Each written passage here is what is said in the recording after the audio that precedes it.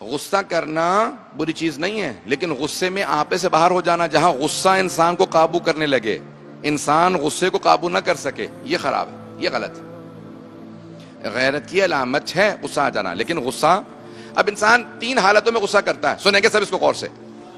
3 حالتوں میں، ایک بعض کا تکبر کی وجہ سے، میں آج دیکھ رہا تھا متعدد کتابیں جو علماء علم اخلاق نے لکھی ہیں کہ بعض کا جسے تکبر بہت زیادہ ہوتا ہے، مجھ جیسا کوئی نہیں ہے، میرے ساتھ صحیح طرح سے بات کیوں نہیں کرے، اسے غصہ بہت زیادہ آئے گا، تم جیسا کوئی نہیں ہے۔ انسان اگر اسی بات کو اپنے ذہن سے نکال دے کہ ارے مجھ سے بے انتہا افضل لوگ اسی دور میں موجود ہیں، مجھ سے بڑے بڑے بہتر لوگ پہلے بھی گزر گئے ہیں، کبھی بھی تکبر نہ کریں۔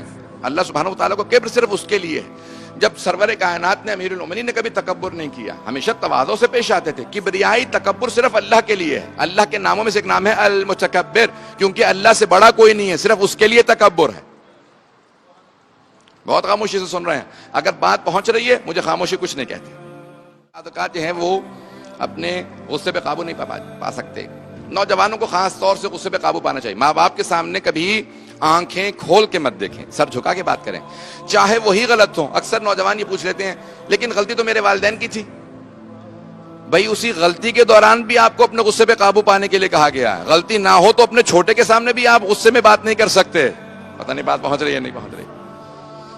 جب انسان کی غلطی نہ ہو تو چھوٹے پہ بھی غصہ نہیں کر سکتے۔ غلطی چاہے والدین کی ہو تب بھی ان کے سامنے انسان کو اجازت نہیں ہے کہ وہ والدین کی غلطی تھی اس لیے میں اونچی آواز سے بات کر رہا تھا۔ کس نے حق دیا ہے آپ کو؟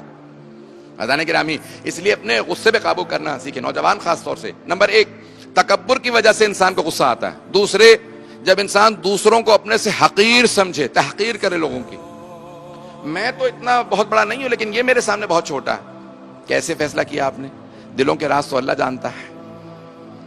بعض کا جسے آپ سب سے زیادہ حقیر سمجھ رہے ہوتے ہیں وہی اللہ کا مقرب بندہ ہوتا ہے۔ میں بات کو پہنچا نہیں پا رہا ہوں۔ امام سجاد سے کسی نے کہا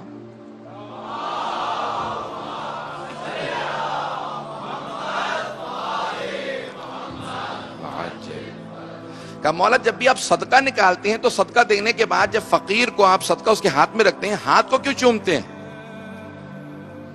فقیر کو صدقہ دینے کے بعد ہاتھ کو کیوں چومتے ہیں؟ کہ تم نے قرآن نہیں پڑھا؟ قرآن میں لکھا کہ ان اللہ ہوا یقبل الصدقات، اللہ ہی صدقات کو قبول کرنے والا ہے۔ سائل کے ہاتھ کے نیچے اللہ کا ہاتھ ہوتا ہے۔